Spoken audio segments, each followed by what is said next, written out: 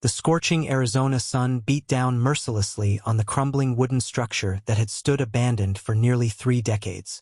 What appeared to be nothing more than rotting timber and rusted nails would soon reveal secrets that would shake the very foundations of Tombstone County. This weathered barn, rejected by every rancher, businessman, and drifter who'd laid eyes on it, held within its decaying walls a fortune that would change one young cowboy's life forever. But the path to discovering $15 million in silver coins would be paved with danger, deception, and deadly consequences that reached back to the most notorious days of the American frontier. 23-year-old Jake Morrison had been working cattle ranches across New Mexico and Arizona since he was barely old enough to hold reins. His calloused hands told stories of endless days under the relentless desert sun, and his weathered face bore the marks of a man who'd learned life's lessons the hard way. When he rode into the dusty town of Copper Creek in the spring of 1889, Jake carried nothing more than his horse, his rifle, and the clothes on his back. What he didn't carry was fear, and that fearlessness would prove to be both his greatest asset and his most dangerous liability. The town of Copper Creek sat like a forgotten memory between the Dragoon Mountains and the Chiricahua Range, a place where honest folks tried to scratch out a living while keeping one eye on the horizon for Apache raiders or Mexican bandits. The main street consisted of a general store, a saloon called the Silver Dollar, a blacksmith shop, and a small church that had seen better days. At the far end of town, where the desert began to reclaim the land, stood the barn that nobody wanted. For 27 years, that barn had been the subject of whispered conversations and nervous glances. Old-timers claimed it was cursed, that anyone who tried to use it would meet with misfortune or worse. The previous owner, a German immigrant named Heinrich Schneider, had disappeared one night in 1862, leaving behind only bloodstains on the barn floor and questions that nobody dared to ask. Since then, the property had passed through the hands of the territorial government, been offered to settlers, and even put up for auction multiple times. Each time, potential buyers would take one look at the listing and walk away, crossing themselves and muttering prayers under their breath. Jake Morrison wasn't the superstitious type. When the land office clerk, a nervous man with thick spectacles named Jeremiah Pike, mentioned that the territorial government was willing to deed the barn and surrounding 40 acres to anyone willing to take on the back taxes and maintenance responsibilities, Jake didn't hesitate. The amount owed was a mere $12.37, a sum that represented nearly everything Jake had saved from his last job driving cattle from Tucson to the railroad in Benson. Jeremiah Pike adjusted his spectacles nervously as he prepared the paperwork. The clerk had been in Copper Creek since before the war, and he remembered Heinrich Schneider well. The German had been a quiet, hard-working man who'd built the barn with his own hands using timber hauled down from the mountains and local stone for the foundation. Schneider had planned to raise horses, but those plans had died with him on that terrible night in 1862. As Jake signed his name on the deed, Pike couldn't help but voice his concerns. The barn had a history, he explained, choosing his words carefully. Strange things had happened there over the years. Travelers who'd sheltered there for the night reported hearing voices, seeing lights when no lanterns were lit, and finding their horses spooked come morning. Some claimed to have seen the ghost of Heinrich Schneider himself, still tending to horses that existed only in death. Jake listened politely to these tales, but his practical mind dismissed them as the imaginings of lonely travelers and superstitious locals. What he saw was an opportunity that others had overlooked. The barn was solidly built, constructed from thick pine logs and fitted with heavy iron hinges that had been forged by a master craftsman. The roof needed work and some of the boards required replacement, but the bones of the structure were sound. More importantly, the 40 acres of land included access to a natural spring that never ran dry, even during the worst droughts. On his first night as the barn's new owner, Jake bedded down in the hay loft with his rifle within easy reach. The spring air carried the scent of sage and creosote, and somewhere in the distance, a coyote called to its pack. As he lay staring up at the stars visible through gaps in the roof, Jake began to plan his future. He would repair the barn, build a small house, and start a horse ranch. The land was perfect for it, with good grass near the spring and natural windbreaks formed by rock outcroppings and desert ironwood trees.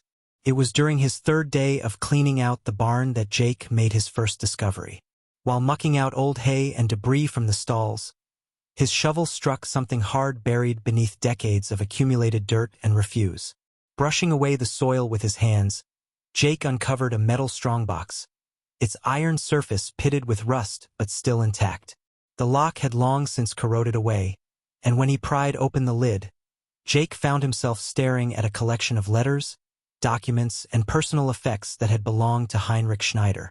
The letters were written in German, but mixed among them were English documents that told a fascinating story. Heinrich Schneider hadn't been just a simple horse rancher. According to a letter from a bank in San Francisco, he had been involved in transporting silver from mines in southern Arizona to buyers in California. Another document, bearing the seal of the territorial government, granted Schneider permission to operate as a licensed precious metals dealer, a privilege that required significant capital and political connections. But it was a hand-drawn map, sketched on the back of a bill of sale for 6 Morgan horses, that truly captured Jake's attention. The map showed the barn and surrounding area, but with additional details that didn't match the current landscape. Dotted lines led from the barn to various points around the property, each marked with symbols that looked like they might indicate hiding places or caches. At the bottom of the map, written in shaky English, were the words, "God help me. They will return for what is theirs." HS June 1862. The discovery of Heinrich Schneider's belongings added a new dimension to the barn's mystery, but it also raised troubling questions. If Schneider had been dealing in silver, where had it come from, and what had happened to it when he disappeared? The map suggested that he had hidden something on the property, but 27 years was a long time, and the landscape could have changed considerably since 1862. Jake decided to keep his discovery quiet while he investigated further. The people of Copper Creek were already suspicious of anyone brave enough to claim the cursed barn, and revealing that he'd found evidence of hidden treasure would only invite unwanted attention. Instead, he continued his repairs during the day while spending his evenings studying the map and searching the areas it indicated. His first breakthrough came while examining the barn's foundation. Heinrich Schneider had been a meticulous builder, but Jake noticed that one section of the stone foundation seemed different from the rest. The stones were the same type and roughly the same size, but they had been laid in a slightly different pattern, and the mortar between them looked newer, as if they had been removed and replaced at some point after the original construction. Working carefully with a pry bar and hammer, Jake managed to remove several of the suspect stones. Behind them, he found a hidden chamber that had been carved out of the larger foundation stone. The space was just big enough for a man to crawl into, and it was there that Jake made his second discovery. A leather satchel containing more than 300 silver dollars, all minted between 1840 and 1861, along with detailed records of silver transactions dating back to 1858. The records painted a picture of Heinrich Schneider as a man caught between competing interests in a dangerous time. According to his carefully kept ledgers, he had been purchasing raw silver from Mexican miners who crossed the border illegally, refining it in a small smelting operation hidden in the mountains, and then selling it to buyers in California who were supplying the Union war effort. The profits had been substantial, but so had the risks. A letter dated just days before Schneider's disappearance revealed the true danger he had faced. Mexican bandits led by a man called El Serpiente had discovered his operation and demanded tribute. At the same time, Confederate agents operating in Arizona territory had learned of his sales to Union buyers and threatened him with charges of treason. Caught between these two forces, Schneider had chosen to hide his accumulated wealth and flee, but he had never gotten the chance to escape. As Jake read through the documents by lamplight, a chill ran down his spine that had nothing to do with the cool desert evening. The final letter in the satchel was addressed to "Whoever finds this record of my shame." In it, Heinrich Schneider confessed that he had hidden more than just the silver dollars found in the foundation. Somewhere on the property, he had concealed the bulk of his fortune, nearly 800 pounds of refined silver bars, worth more than $15 million in today's money. But the letter also contained a warning that made Jake's blood run cold. El Serpiente and his band had not disappeared with Schneider's death. They had continued to operate in the region for years afterward, and they had never given up their belief that Schneider's silver was hidden somewhere on the property. The bandit leader had sworn an oath that he would claim the treasure, even if it took him a lifetime to find it. Jake's hands trembled as he read Schneider's final words. "I pray that whoever finds this will have the wisdom to leave the silver buried. El Serpiente is not a man who forgives or forgets, and his sons have inherited both his greed and his cruelty. The silver is cursed with blood, and it will bring only death to those who seek it." Despite the warning, Jake couldn't ignore the possibility that $15 million in silver lay hidden somewhere on his property. He had grown up poor, working for other men's dreams while his own remained forever out of reach. This could be his chance to break free from a life of endless labor and uncertainty. But Heinrich Schneider's warning echoed in his mind, and Jake knew that pursuing the treasure would mean risking not just his own life, but potentially the lives of innocent people in Copper Creek. For several days, Jake wrestled with his conscience while continuing to repair the barn and study the map. The more he examined Schneider's sketches, the more convinced he became that the German had been a careful and methodical man. The hiding place wouldn't be obvious, but it would be secure and accessible to someone who knew where to look. The symbols on the map seemed to indicate a progression, a series of clues that would lead from one location to the next until the final cache was revealed. Jake's decision to pursue the treasure was made for him on a hot Tuesday morning when three strangers rode into Copper Creek. They were Mexican men, heavily armed and mounted on fine horses that spoke of wealth and violence. The leader was a man of perhaps 60 years, with silver hair and scars that told stories of a lifetime spent in dangerous pursuits. He introduced himself to the townspeople as Carlos Mendoza, but the older residents of Copper Creek recognized him immediately. This was El Serpiente himself, the bandit leader who had terrorized the region for decades. Mendoza made no secret of his purpose in coming to Copper Creek. He had heard, he said, that someone had finally claimed the old Schneider place, and he had come to make an offer for the property. He was willing to pay handsomely, far more than the land was worth, and he expected a quick decision. When Jeremiah Pike nervously explained that the property now belonged to Jake Morrison, Mendoza's scarred face split into a cold smile that made several witnesses cross themselves in fear. Jake was working on the barn roof when he saw the three riders approaching across the desert. Even from a distance, he could tell these were dangerous men, the kind who settled disputes with bullets rather than words. He climbed down from the roof and checked his rifle, making sure it was loaded and within easy reach. When the riders reached the barn, Jake stood waiting for them in the shadow of the doorway, every sense alert for trouble. El Serpiente was a man who commanded attention through sheer presence rather than size. He was not particularly tall or broad, but there was something in his dark eyes that spoke of intelligence, cruelty, and absolute ruthlessness. When he spoke, his English was perfect, educated, and somehow more threatening than the roughest frontier cursing would have been.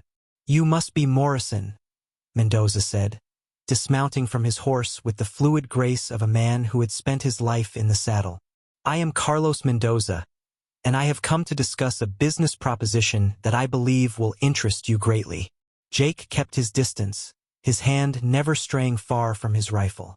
"I'm listening," he said, though every instinct told him that this conversation would end in violence.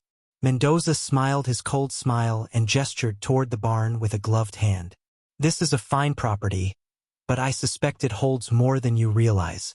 The previous owner was a business associate of mine, and when he disappeared, certain assets belonging to my organization disappeared with him. I am prepared to offer you $5,000 for this property. No questions asked and no documentation required. It is a generous offer for 40 acres of desert land and a rotting barn." The offer was indeed generous, more money than Jake could hope to earn in 5 years of honest work. But he knew that accepting it would be tantamount to signing his own death warrant. Men like El Serpiente didn't pay for what they could take by force, and they didn't leave witnesses who might tell tales about their business dealings. "I appreciate the offer," Jake said carefully, "but I'm not interested in selling. I plan to build a horse ranch here, and I've already invested considerable time and money in repairs." The temperature seemed to drop 10 degrees as Mendoza's smile faded. His two companions shifted in their saddles, hands moving closer to their weapons, but their leader raised a hand to stop them. Perhaps you misunderstand the situation, Mr. Morrison, Mendoza said, his voice now carrying an unmistakable threat. This is not a negotiation. What I seek on this property belongs to me by right of prior claim. Heinrich Schneider was holding it in trust, and his unfortunate disappearance does not alter the fact that the debt remains unpaid. Jake felt his mouth go dry, but he forced himself to stand firm. Running would only delay the inevitable, and backing down would show weakness that men like Mendoza would exploit ruthlessly. I don't know anything about any debt, Jake said. And I don't know anything about Heinrich Schneider except that he built a solid barn and left it to rot for 27 years. If you've got legal claim to anything on this property, you can take it up with the territorial government. They're the ones who deeded it to me. For a moment, the desert was silent except for the whisper of wind through the sagebrush and the creak of leather as the mounted men adjusted their positions. Then El Serpiente threw back his head and laughed, a sound that held no warmth or humor. The territorial government, he repeated, savoring the words. Yes, I'm sure they would be very interested to hear about Heinrich Schneider's business arrangements. But I think we can resolve this matter without involving officials who might ask uncomfortable questions about how a simple horse rancher came to possess such wealth. Mendoza remounted his horse with the same fluid grace he had displayed in dismounting. I will give you 3 days to reconsider my offer, Mr. Morrison. 3 days to decide whether you wish to be a wealthy man or a dead one. Choose wisely. As the 3 riders disappeared into the desert heat haze, Jake felt the full weight of his situation settle on his shoulders. El Serpiente had not become a successful bandit by making idle threats, and Jake had no doubt that the man would return in 3 days expecting either compliance or the opportunity to take by force what he could not obtain through intimidation. That evening, Jake rode into Copper Creek to speak with Sheriff Tom Brennan, a grizzled veteran of Apache wars and border conflicts who had been keeping the peace in the territory for more than a decade. Brennan listened to Jake's story with the expression of a man who had seen too much violence and expected to see more before his time was done. Carlos Mendoza, the sheriff said, spitting tobacco juice into a brass spittoon. I was hoping that old serpent had finally died in some Mexican jail, but men like him have a way of surviving when better folks don't. You've stepped into something that's been simmering for nearly 30 years, son, and it's about to boil over. Brennan explained what he knew about El Serpiente's history with Heinrich Schneider. The bandit had been operating in the region since before the Civil War, raiding silver shipments, robbing stagecoaches, and collecting tribute from anyone who tried to do business in his territory. Schneider had initially paid the tribute, but as his silver dealing operation grew more profitable, he had tried to negotiate a better arrangement.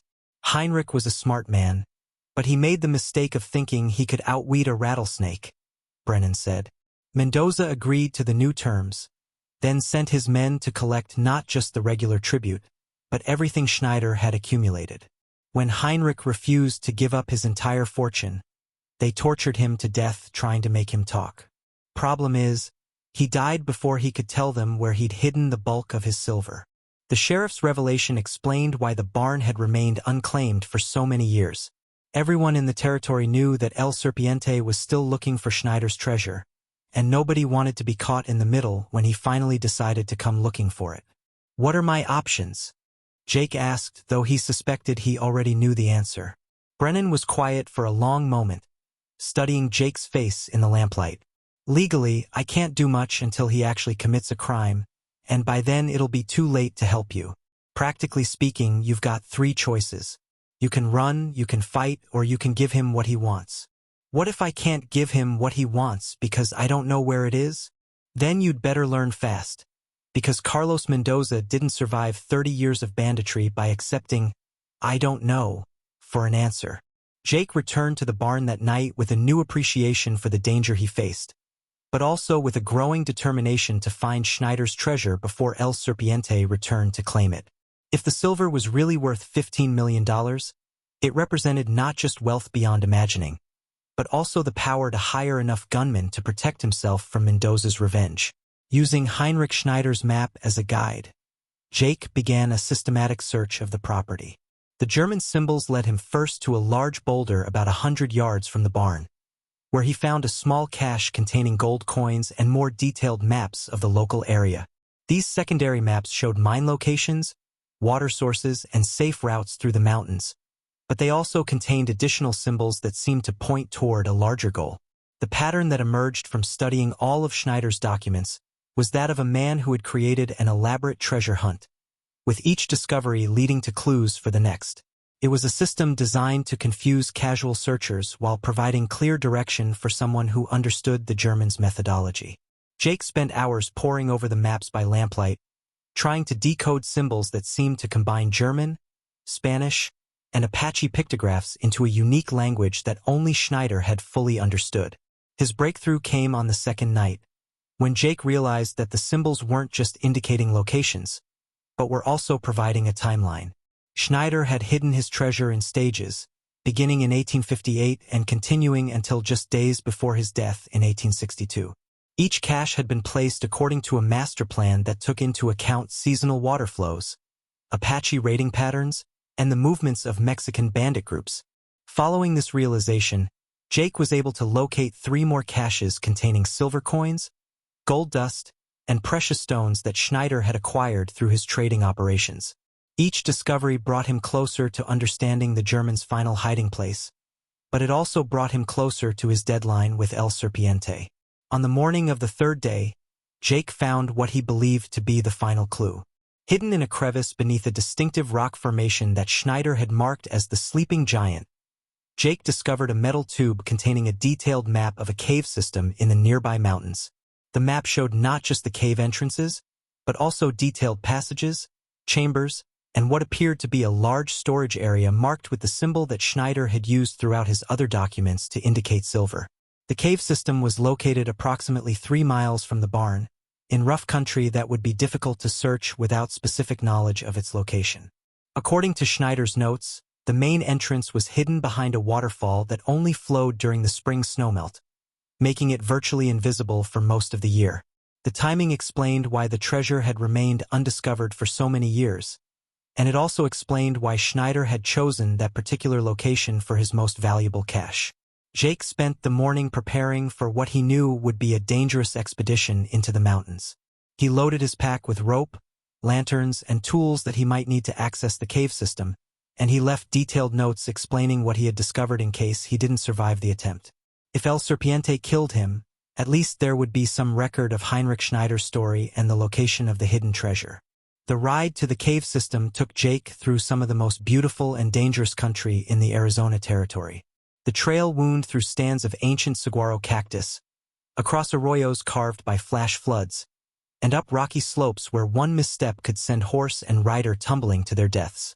As he climbed higher, Jake could see for miles across the desert floor, and he spotted dust clouds that might have been riders approaching the barn from the south. El Serpiente was returning right on schedule, and Jake knew that his time was running out. The waterfall that hid the cave entrance was exactly where Schneider's map indicated it would be, a thin cascade of crystal-clear water that dropped 30 feet from a natural stone shelf into a pool surrounded by cottonwood trees and ferns. Behind the falling water, almost invisible unless viewed from precisely the right angle, Jake could see the dark opening that marked the entrance to the cave system. Getting behind the waterfall required wading through the pool and climbing over slippery rocks while cold mountain water pounded down on his head and shoulders. The cave entrance was narrow, just barely wide enough for a man to squeeze through, but it opened into a larger chamber that stretched beyond the reach of his lantern light. Following Schneider's map, Jake navigated through a series of connected chambers, each one leading deeper into the mountain and further from the safety of daylight. The air was cool and damp, filled with the sound of dripping water and the flutter of bat wings. But there was also something else, a sense of presence that made the hair on the back of Jake's neck stand up. In the deepest chamber, exactly where Heinrich Schneider's map indicated it would be, Jake found the Germans' final cache. Stacked against the cave wall were dozens of silver bars, each one weighing approximately 25 pounds and bearing the mark of Schneider's private refining operation. Even in the flickering light of his lantern, Jake could see that there was enough silver here to make a man wealthy beyond his wildest dreams. But he could also see that he was not the first person to discover this chamber. Scattered around the floor were human bones, the remains of someone who had died in this cave many years earlier.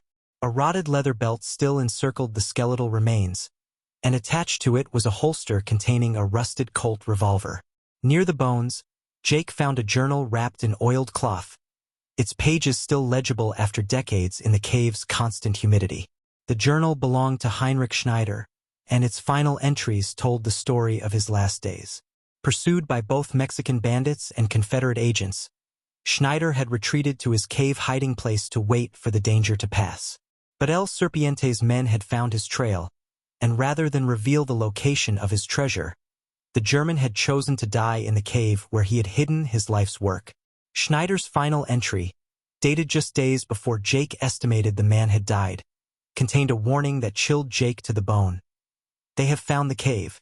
I can hear them searching the other chambers. When they find me, I will die before I tell them where the silver is hidden. But death will not end this. El Serpiente has sworn a blood oath that he will claim this treasure, and his sons will inherit that oath.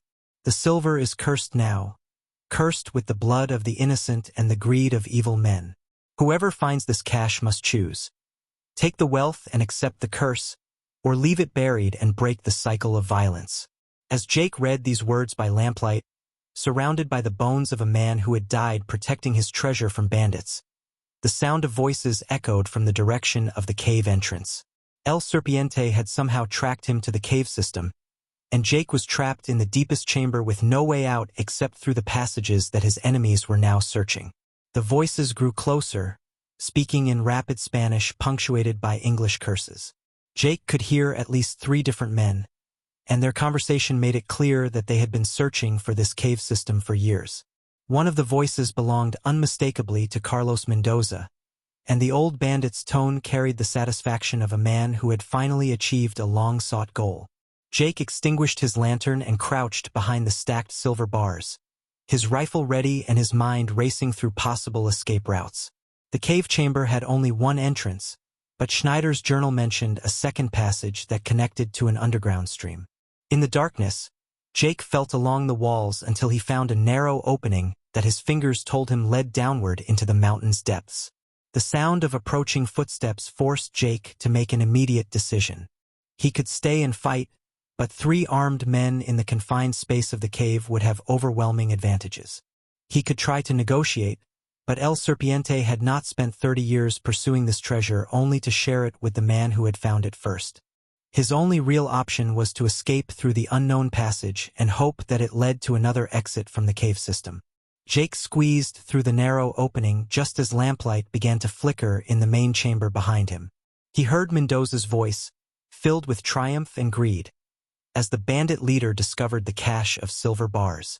The old serpent had finally found Heinrich Schneider's treasure, but Jake knew that the man's satisfaction would be short-lived when he realized that the cave's newest visitor had escaped. The passage that Jake had entered sloped sharply downward and was barely wide enough for a man to crawl through on his hands and knees.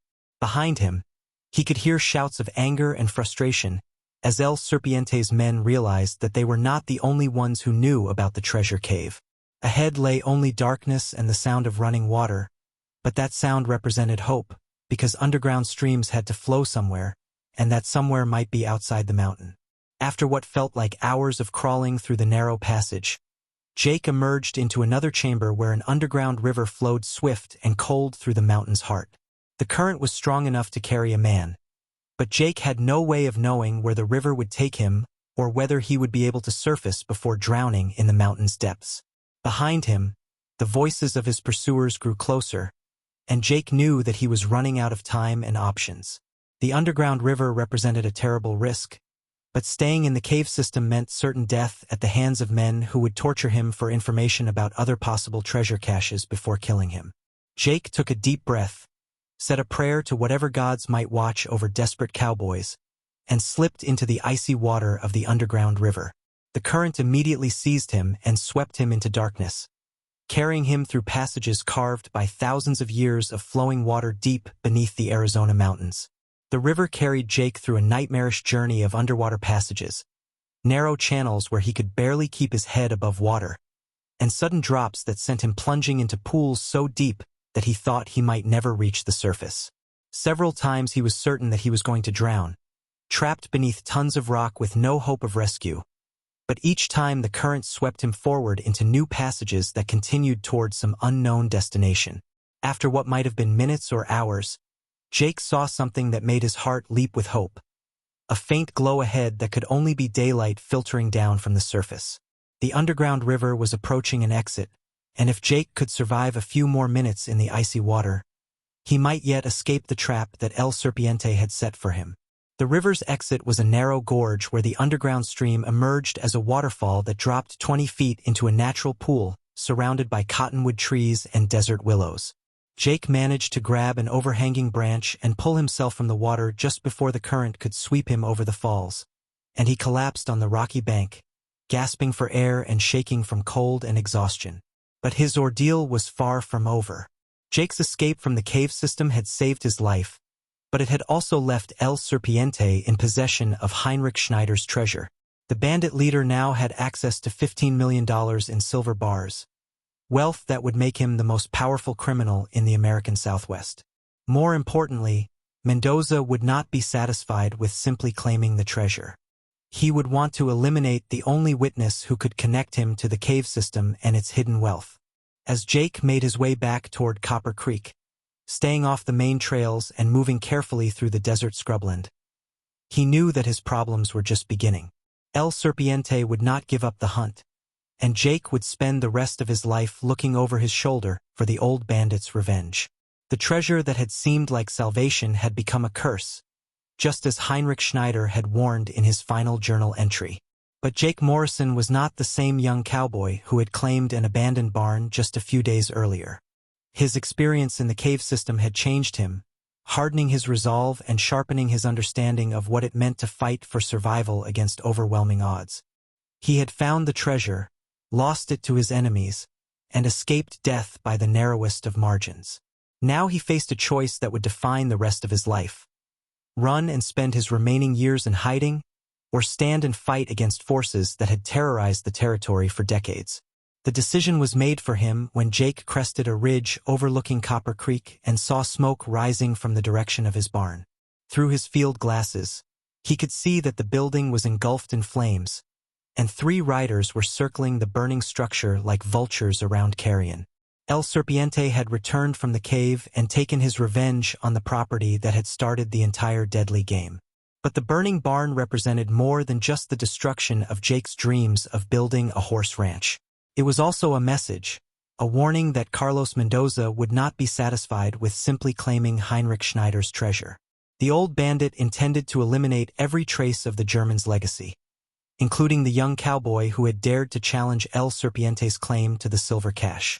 As Jake watched his barn burn, he made a decision that would have consequences far beyond anything he could have imagined. Instead of running, instead of accepting defeat and fleeing into the desert like a whipped dog, he would return to Copper Creek and make a stand. He would gather allies, prepare for war, and show Carlos Mendoza that the days when bandits could terrorize honest people with impunity were coming to an end. The battle for Heinrich Schneider's legacy was about to begin, and Jake Morrison intended to be the one who finished it.